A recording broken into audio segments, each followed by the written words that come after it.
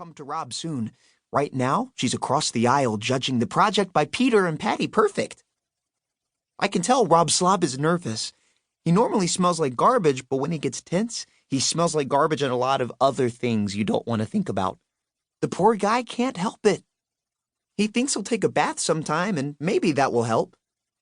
Of course, Peter and Patty, the perfect twins, have a perfect project. Rob Slob and I listened in as they explained it to Mrs. Whoopingcough. We started out with an awesome idea, Peter explained. We wanted to do a life-size model of our solar system. But our living room isn't big enough for that, Patty said. So we brought it down in size a bit. I studied their project. It had 8 different colored objects dangling on strings. This is the solar system, Peter Perfect said, twirling one of the planets on their mobile. It's made entirely from fruit. And we used only organic fruit, Patty Perfect added proudly. This plum is the Earth, Peter explained. And that lemon is Venus. Mrs. Whoopingcough nodded and wrapped her hand around another piece of fruit. And what is this grapefruit? She asked, picking it up from the table. Uranus? That's not part of the display, Patty replied. We were saving it for lunch. Mrs. Whoopingcough scribbled some notes on her pad. A wonderful project, she told the twins. We are going to donate all of the fruit to poor people, Peter said, grinning so that his perfect teeth gleamed in the gym lights. Wonderful, Mrs. Whoopingcough muttered, and she scribbled some more on her pad. Then she turned to our table. One more project to judge, she said. And then it's time to award first place to the perfect twins. 3. Mrs. Whoopingcough walked up to Rob Slob's display.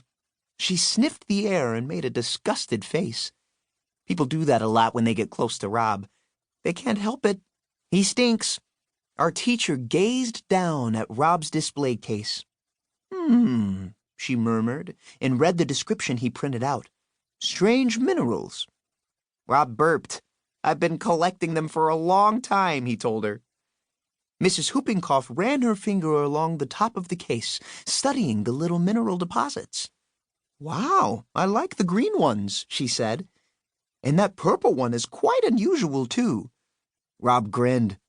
Thanks. Our teacher wrapped her fingers around one and picked it up.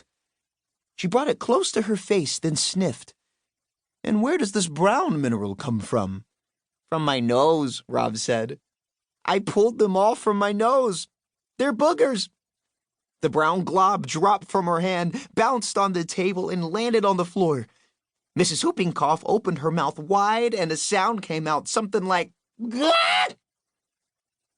Then she covered her mouth and had the dry heaves. Does this mean I win? Rob asked. 4.